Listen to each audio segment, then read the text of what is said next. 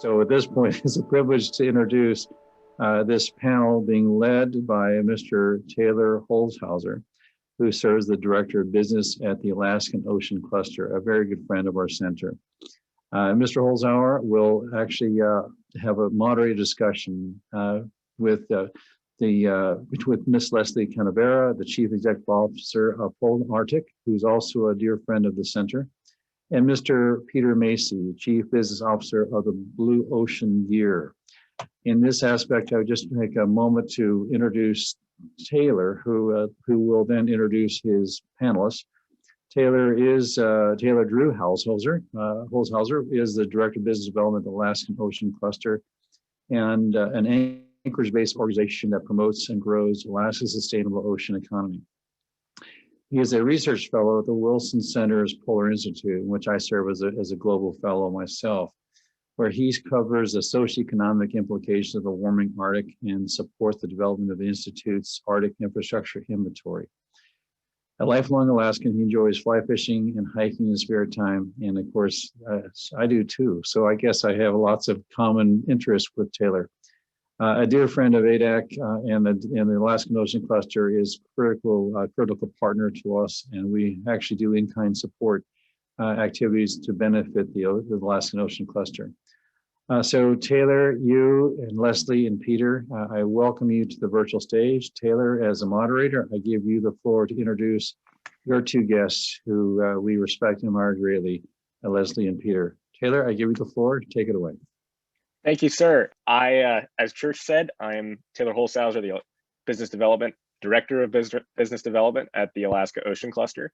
I'm really excited for today's panel, talking about the technologies and innovations that we're seeing coming down the pipeline in the blue economy. And I'm joined today by two individuals who I really can't contain my excitement to introduce. Leslie Canavera, who is the co-founder and Chief Executive Officer of Polar Arctic LLC, and Peter Macy, who is the Chief Business Officer of Blue Ocean Gear. I can give a roadmap really quickly before I get to introducing these folks and letting them talk. We're going to do a round of introductions, let each of them introduce themselves. I'm then going to allow Leslie and Peter to both present about a 10-minute slide deck a piece to kind of talk about their companies, the technologies that they have. We'll start with Leslie, then we'll go to Peter. And then once we've wrapped that, I have a few questions for him that I'd like to ask and just get a conversation going back and forth, but I'd also like to take questions from the audience. So feel free to message me directly. Feel free to message people who have my cell phone, email, whatever. Feel free to throw it at me. I know, Church, you've also gotten texts from folks. We'll start rolling with questions as they come in. So with that said, I'd like to let Leslie introduce herself, and then Peter, you can go after her. Thanks, Taylor. Yeah, so I'm Leslie Canavera, CEO and co-founder of Polar Arctic, and I was born and raised in Alaska, graduated from Diamond High School. I actually went to high school with Nolan, so small world there. That's great to just see some familiar faces. Hi, Nolan. And so then after graduating high school, went into the Air Force, got a background with some remote sensing, and then took that with my co-founder Lauren and her oceanography background, and we started Polar Arctic because we saw Alaska as a place that really could benefit from advanced technologies in data science and using artificial intelligence. And so we've been building some models, and I'm happy to talk about this here in a minute. My name's Peter Macy. I'm the Chief Business Officer of Blue Ocean Gear. I sort of have, I guess, the opposite background of a lot of folks on this call. Rather than growing up in the largest state in the country, I grew up in Rhode Island in a small fishing village. My dad was a marine biologist. My career path took me into investment banking and business, and ultimately ended up in entrepreneurship in a different sector. But a couple of years ago, stepped back and looked at what I want to do with the rest of my life, and realized that the oceans are really a big part of who I am, and understanding the oceans was really going to be the key to unlocking climate change understanding, and I think just the next wave of economic development. So I began a search, and about a year and a half ago, met Courtney Opshog, who's the CEO of our company and founder at Blue Ocean Gear. We started talking at about this time last year. I joined the company. Over the course of the year, we've been commercializing our first product. Alaska turns out to be our #1 or #2 market. Gotten to start working with Taylor at the Alaska Ocean Cluster, and just really excited about the opportunity to integrate more clearly into the community, and looking forward to being able to actually travel soon.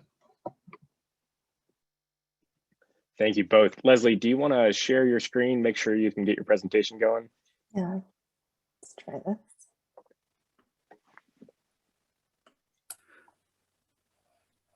Uh-oh, it's And not letting me do it. Ellie, can you make Leslie a co-host, please? Sure, you bet. Just a second.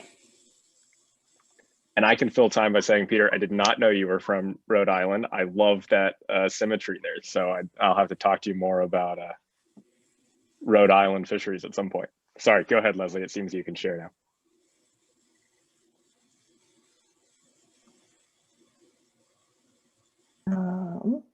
It's still not letting me share. Would you share, Taylor? Yeah, let me pull up. Actually, Ellie, do you have it up and running? Would you mind? I do. Let me pull it up in the background here. Cool. Thank you.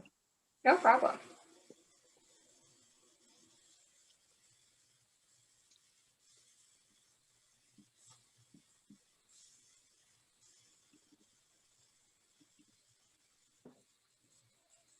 So I can just start talking. That way we don't run out of time here. So like I said, we build AI models. Oh, perfect. Great. Thank you. If you could go to the next slide.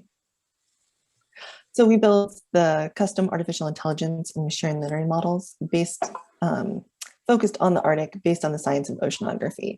And so we have 3 focus areas that we're really working on currently.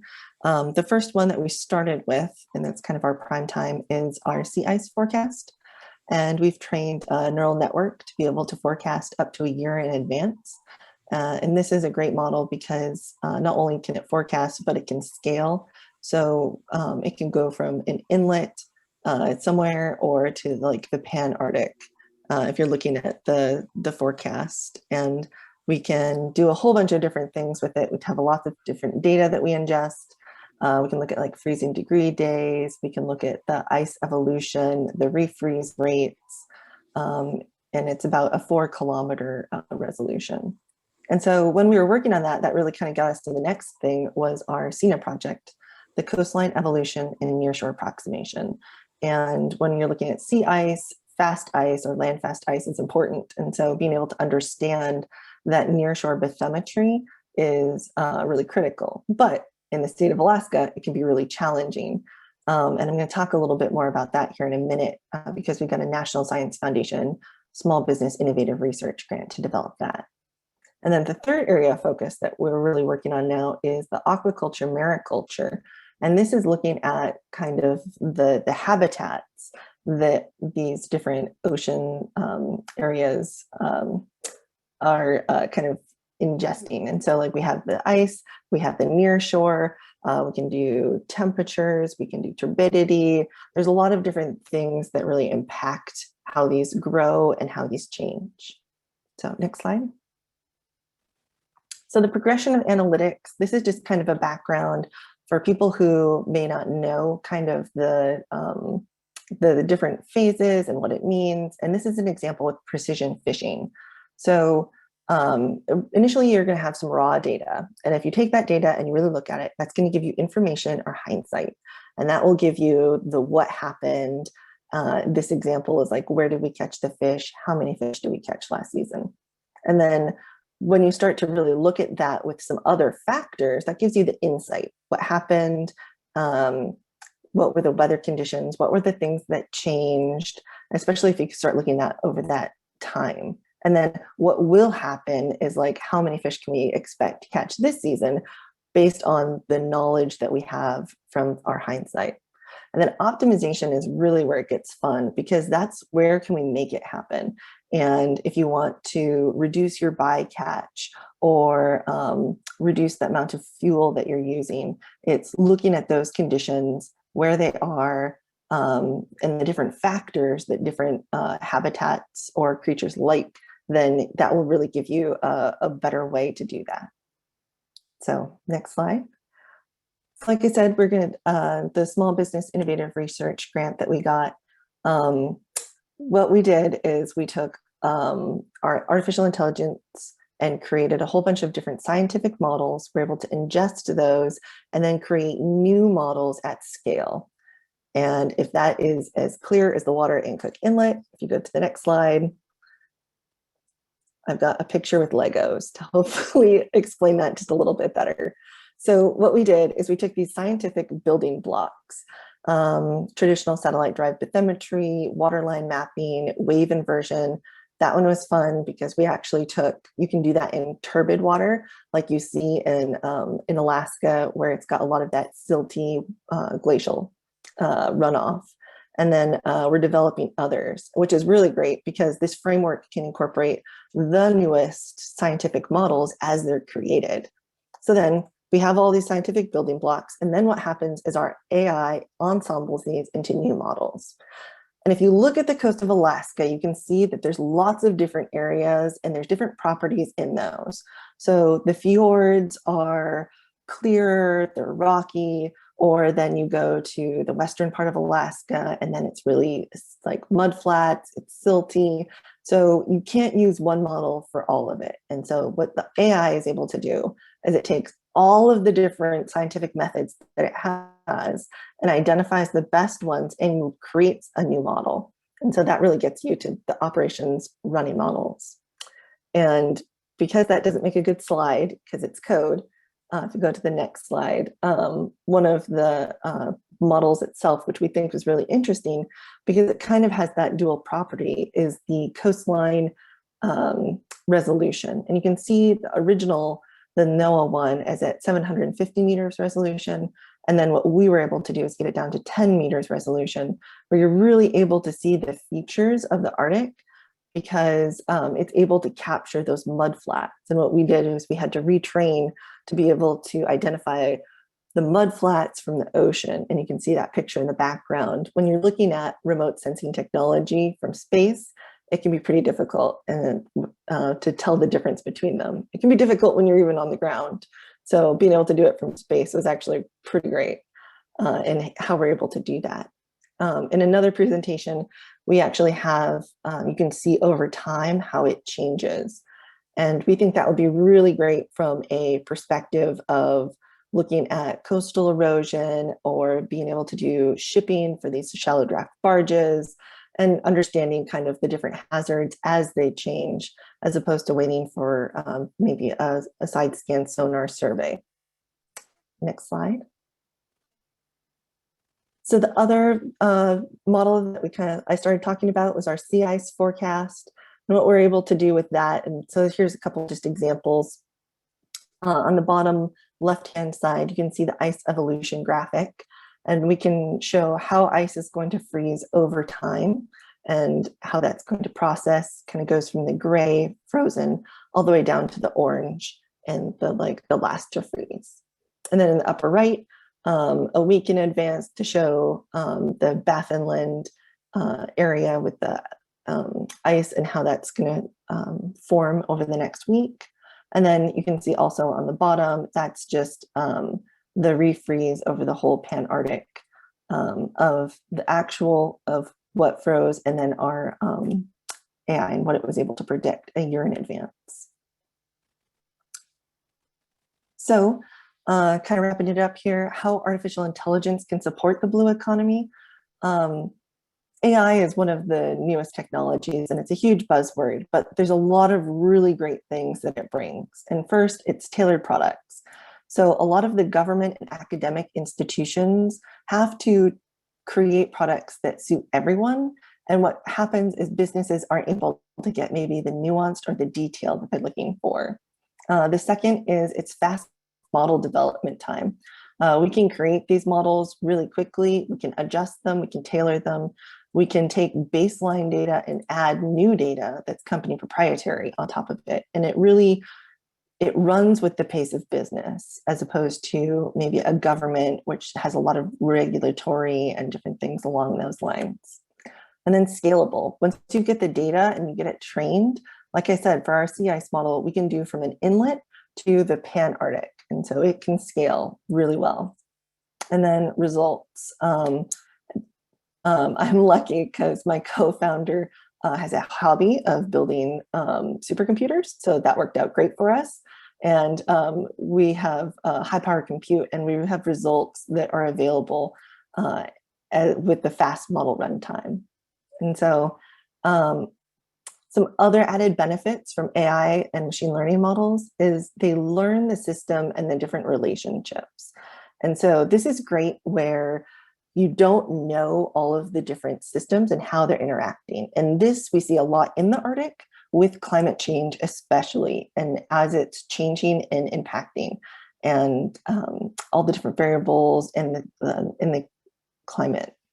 And so then the other area is that it highlights potential areas for new research. And so that's one of the complaints typically with AI models is you don't get to kind of see the background and why it chose what, but it can show you and it can teach you a lot of different things that you might want to learn or look into, or places you really do need to go dig into for research.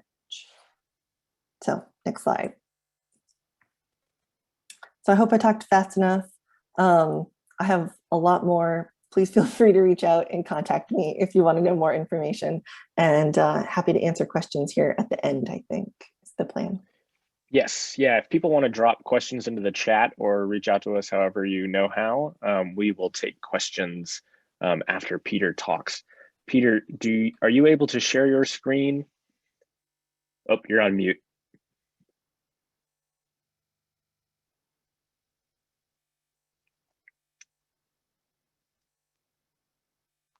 All right, here. Sorry, I'm just trying to. There are too many screens going on here at once, but I am able to share screens. So give me 1 second. I will pull up my slide.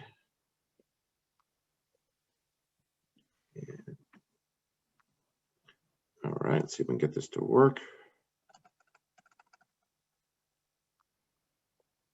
Let's see if this is the right one. Oh, you know what? It's not letting me. It doesn't look like. Oh, so okay. I'll have to go. It says I can, but it's. Oh, are you seeing it now? Are you seeing the big screen or my notes? I just threw up mine. That may work if it works for you. So I'm. Okay, I'm seeing mine. Let me just undo this because I don't get confused. Cool. All right, it's yours. All right. Thanks everyone for your patience. Leslie, thanks for that presentation. I think we'll have an interesting conversation. I think we're kind of coming at the same problem with different approaches, so this will be fun. So I've already spoken about who I am. As I mentioned before, our company was started in 2015. If you want to jump to the next slide, please, Taylor. We were started in 2015. We're based here in Northern California. A company was started by Courtney Opshog, who was sort of moonlighting as a docent at the Monterey Bay Marine Sanctuary, and came to realize that as much as we're sitting just 20, 30 miles from Silicon Valley, the technology around fishing gear hadn't evolved in 100 years. People are still fishing the same way their grandparents did in Europe. And so Courtney decided that she would leave her job at NASA to tackle a much more difficult problem, which was networking fishing gear. And many hours on crab boats and lobster boats later, and 3 patents, in 2019, she led us in launching what is our current smart buoy system, which allows fishers to monitor the location and movement of their deployed gear anytime, anywhere. We've been piloting this technology around North America, and I guess the reason why we're here today is we discovered that the most relevant markets and the places where there's the most interest from fishers are also the harshest, nastiest environments like the Bering Sea and Canadian Maritimes. So if you don't mind turning the slide. So I think from an environmental perspective, and I guess just a big sort of business problem perspective, the fundamental issue we're attacking from a hardware perspective is untracked gear. Abandoned, lost, discarded gear, sometimes called ghost gear, turns out to account for more than half of the ocean's macroplastics. If you go out into the Great Ocean, the Great Pacific garbage patch, and it also consumes up to 30% of the world's fishery stocks, as abandoned gear continues to fish, entangling whales, capturing turtles, and other additional pelagic fish. Like many other fragile ecosystems, the Arctic has been disproportionately impacted by this. In Alaska alone, there are over 100,000 traps and long lines deployed every year around the Bering Sea and Gulf of Alaska. And as many as 20,000 of those are lost every year.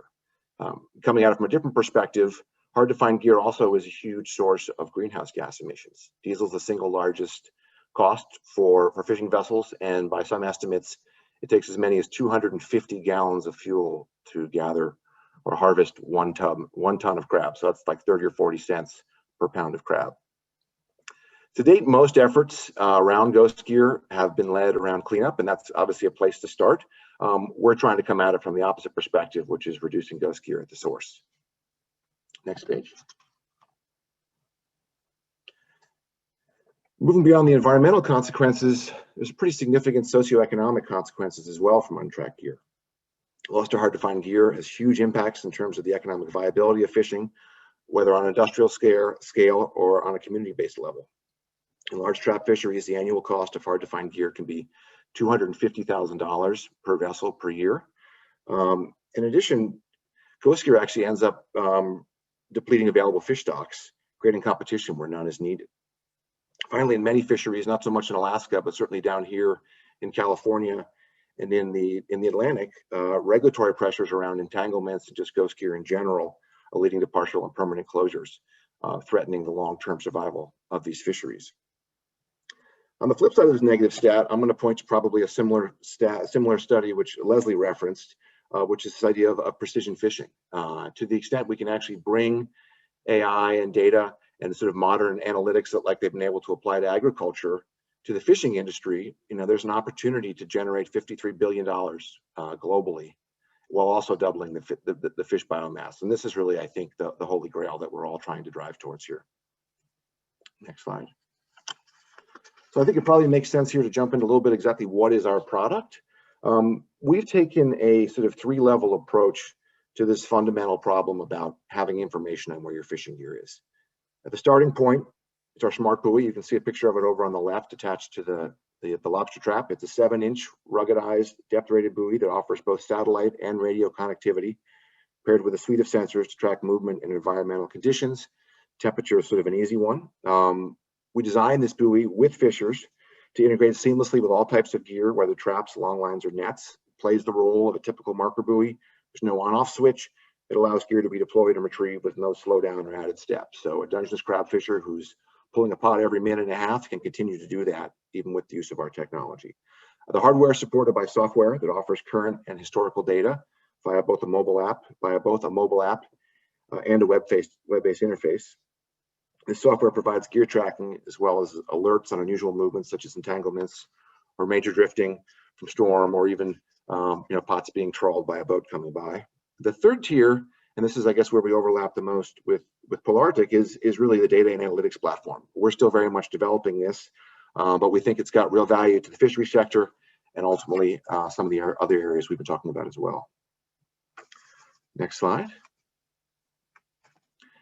Really from the customer perspective, I think our value proposition is pretty straightforward. Without making a pun, it's really about driving straight to where your gear is now, rather than where you left it several days ago. Now, it sounds simple, but it turns out that fishers spend a lot of time trying to spot their gear in the waves, wind, rain, or fog. The customer that we've profiled here, this is our standard customer profile. It happens to be a fisher who fishes primarily in the Aleutians and the Bering Sea. This is a pretty typical crab catcher vessel, like you would see in Deadliest Catch, the sort of Dutch harbor fleet. He spends most of the year fishing for various species of crab, tends to deploy 200 to 300 traps that can be spread across 50 to 100 miles in a straight line at any given time, and they are out there from anywhere from 4 or 5 days to 2 weeks. Our solution, which allows a smart buoy at the end of every string of, say, 20 traps, 30 traps, plus the accompanying software, generates almost a 300% ROI in the first year due to the combination of fuel savings, no longer spending 6 to 8 hours looking for each string of trap, lost gear, you're no longer losing 5 to 10 to 20% of gear every year, and also increased revenue because the gear which isn't lost can continue to fish throughout the rest of the season. I think it's also worth pointing out the other benefits beyond the economic upside, the day-to-day operational benefits from just a business perspective, yield on your equipment, and even just crew safety and well-being. The fact that you don't have to be out on deck looking for gear in inclement weather and home sooner is really a big benefit. And I think that's one of the pieces that we didn't necessarily expect, but have found as we've had more of our gear out in the field. Next slide. So I understand this is a crew that likes maps. I do as well, so I threw one on here. This is actually a map of the halibut fishing zones, but I think it gives you a pretty good indication of where the activity is. You know, as I mentioned, we've been very active with the crab fisheries so far. We'll be launching in the Central Bering Sea halibut fishery later on, probably in the next couple of months, and are also in active discussions with the pot cod and sable fisheries. Ultimately, we think we can work with most of the key fisheries in Alaska and hope that can really make a difference. Next slide. I know I'm probably running a little bit late on time, so I'll move through this slide, but I think one point we like to make is that we're not just a GPS tracking buoy. Because of the sensor suite that we have, we're able to really give an insight into gear behavior, highlighting anomalies, things like whale entanglements. You know, we can identify, we have actually patents around this, we can identify whether a buoy is moving because of waves, currents, whether it's being dragged by another vessel, or whether it's entangled with a large marine mammal. And in that case, an alert comes, and hopefully the rescue team can get out there right away, as opposed to discovering at some point later on when that mammal happens to travel by another vessel. From a regulatory perspective, it also allows monitoring, and we've been pursuing that angle as well. And then one more slide. So I think we'll probably end up spending a lot more time on this in the panel discussion, but I think it's sort of worth highlighting our business model. Most people in the ocean data space have been approaching it from a perspective of vessels or drones or land-based sensors. There's been a lot of focus on the next generation of solar powered drones. These are sort of expensive multi-$100,000, $1 million units that are traveling around loaded up with sensors, and they'll do a sort of a survey path. We're coming at this from really the opposite approach. It's really an Internet of Things approach. We're working with gear which is already in the ocean, fishing gear, so we're not adding any plastic to the system. And we're using very small, very inexpensive sensors to hopefully collect maybe lower density data, but with much higher granularity. For every vessel we have, that's about 50 to 100 buoys. So with even just 20 fishing vessels in our fleet, we end up with 1,000 buoys monitoring the Bering Sea for much of the year. We think this data has got huge value for fishers and fishing regulators, but ultimately, because of the additional sensors we have and the additional climate data we'll be gathering, real value to ocean scientists, to government agencies, even the DoD, and finally, looking forward to integrating into the supply chain with sort of source point tracking for the original place where the actual fish was caught, and being able to work all the way through to the end consumer. So that's all I have as prepared comments today. Look forward to our conversation. And we can skip the last slide, and the final slide is I can provide contact information later on if anyone's interested.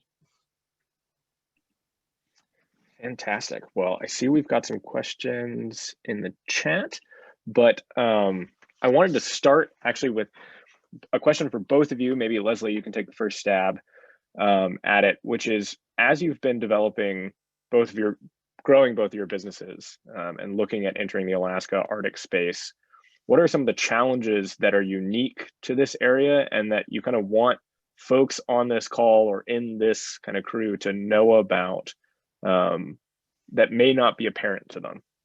So Leslie, do you want to take a stab at that? Yeah. So I guess the first thing I would say is we're a data science company, and it's really interesting because the Arctic is almost like a data desert sometimes, and you have to use a lot of creative thinking to be able to get extra value out of what you have and being able to combine it in really unique ways. So I think that kind of innovative thinking is really important. And then the second thing would be, I know there's a lot of people here who are policy or government related or things like that. And my plea would be to take new businesses calls. And like, it's like, we're not trying to talk to you about your car's extended warranty. Like, we're trying to get information on like a problem or and be able to really define it, to be able to create really new and fun, innovative solutions. So I think it's important to talk to the people out there who are looking at those challenges, even if you think like, how we're doing it is fine, like, high drag, low speed, kind of so it's one of those things where like, please just talk to people and kind of get the word out of what are some of the challenges, because you might be surprised, I think, on some of the great innovations people are able to come up with. Yeah, and Peter, same question to you, kind of challenges and what might folks on this call might not be aware of. I mean, I feel a little silly telling all the people on this call about how hard it is to do business in the Alaskan environment or the Arctic environment, but it's kind of been a double-edged sword for us. It's been an awesome place to test. I think we'd always heard stories from fishers about how gnarly the conditions are, the fact that gear gets dragged down and it comes back up with mud on it, having been out in a couple 100 meters of water. We're now seeing that happening in real time. You can pull up a map and look at what's going on in the currents in the Aleutian Islands, but when you realize that a buoy is being submerged for 40 hours straight to 100 meters, you recognize just how hard it is to set your gear in a safe way and just how easy it is to lose gear. We had a situation where, we're proud of this. This is probably our greatest kind of success to date. We had a buoy break loose with several 100 pounds of gear. And the captain went out several days later and found it and recovered it. The fact that we offer that, I think, is great. And it's sort of like, if you can make it there, you can make it anywhere. If we can make our gear work in the Western Aleutian Islands, we can certainly survive in coastal Maine. So that's been a great part. I'm relatively new to the company. We went through the Launch Alaska program, met groups like yours. Found it to be incredibly supportive, and we found the participants in the fishing industry to be very engaged. It hasn't been hard to find people who want to work with us. So I would say it's been a positive. Obviously, shipping things to places like Dutch Harbor is hard and expensive. And we've all been dealing with the challenges of COVID and packing plants being shut down and entire fisheries being shut down. But the current world aside, really excited about spending more time in Alaska. Awesome. Well, Leslie, we have a question that came in here from ADAC. Does Pole Arctic have access or integrate with satellite-derived bathymetry? And there's a kind of second question that's related to that, which is, are you finding yourself limited by the availability of bathymetric measurements, i.e. ground truthing, as inputs to your nearshore models? And if so, are you currently employing any crowdsourced bathymetry? That's 2-3 questions there, I apologize. No, they all fit together well. Yes, we can integrate satellite-derived bathymetry, but we're also creating satellite-derived bathymetry with our model. So we absolutely can do that. And that kind of does fit in with when we were doing our small business innovative research grant for the SENA project. We used Homer as our specific example because it did have an actual survey that went through. So we were able to create all of these different methods and then validate them. And so that was a really good way to be able to do that. But yes, the more data and measurements and ground truthing we can get, the better we can train our models. So the more we can do that is great. We haven't used any crowdsourced information yet, but any data is great. And so if there are data sources available, that would be fantastic to be able to incorporate. And one of the projects we're working on now, what we're doing is we're layering different types of data to be able to improve the resolution on the actual bathymetry. Awesome. Well, so I want to take the question that I asked first, and I kind of want to flip it on its head to some degree. And I want to ask, how are things going at the global level? Or when you look around the world and you're trying to convince global investors or global business partners that you have a technology solution, that it's applicable to this space, that Alaska is a great market. what are the challenges or opportunities you're seeing there? And I'm asking this, I'll kind of give you my rationale. The Arctic crew, whether it's here at ADAC, the Wilson Center, or the Alaska Ocean Cluster, we love to boost things and technologies and companies that are having an impact on local communities especially. So is there anything that we should be cognizant of as we're looking out around the world where we could be saying, blue economy is a space for opportunities, the Arctic is a space for opportunity, but where are some of those hurdles or roadblocks that you're running into, whether it's global investors, bankers, insurance companies, et cetera? Peter, I might throw that question at you first. Sure. Yeah, in full disclosure, we're just wrapping up our seed round the next day or two. So Courtney and I have spent a lot of time the last 6 to 9 months talking to investors. And I think, the challenges we've seen aren't necessarily any different than any other ocean tech company. I mean, we're in a great space in the sense that there's a lot of groups like the group we're speaking to today who are really interested and understand that the blue economy, the ocean economy, is the future of kind of climate science, and that we need to solve these problems. And then there are some traditional investors who are kind of poking around the edges. We, like Polar Arctic, have a no SBIR grant. We just moved into phase 2. It's great to have those resources. We have a grant from the Canadian Department of Fisheries and Oceans. Making the leap to true sort of market return capital is the challenging one, because as much as you find investors who are interested in supporting the space, they have a hard time understanding why the Alaskan fishery is a good place to launch a business that's going to reach VC scale growth. How do you become $1 billion business selling hardware to fishers? Yeah, we understand ocean data. That sounds great. Can you tell us what the market is? Who's buying it? And it's really hard to point to audiences other than governments and a relatively small universe of sort of research-based institutions and maybe the shipping industry. And so those are the two. That's really the biggest question we need to figure out how to answer before we go to our next round of capital, is demonstrating that we can sell 50 or 100,000 buoys, and 2, there's real demand and there's multiple $1 billion of revenue to be generated by companies that are either gathering or processing ocean data. Thank you. And Leslie, same question to you. Yeah, so we have a really great perspective, I feel like, because we're members of the Arctic Economic Council. And so we get to work with this group of just amazing businesses in the Arctic who have just a completely different perspective from the very United States kind of focus. And so we're looking at Pan-Arctic and the currently working on a investments in the Arctic and looking at best practices and things that would really drive investment. And so I think that's going to be a great resource for investors. It tailors or dovetails well with the Wilson Center, with the Arctic Investment Index, and being able to track those different things, because one of the big hurdles, I think, for investment in especially the blue economy is understanding it.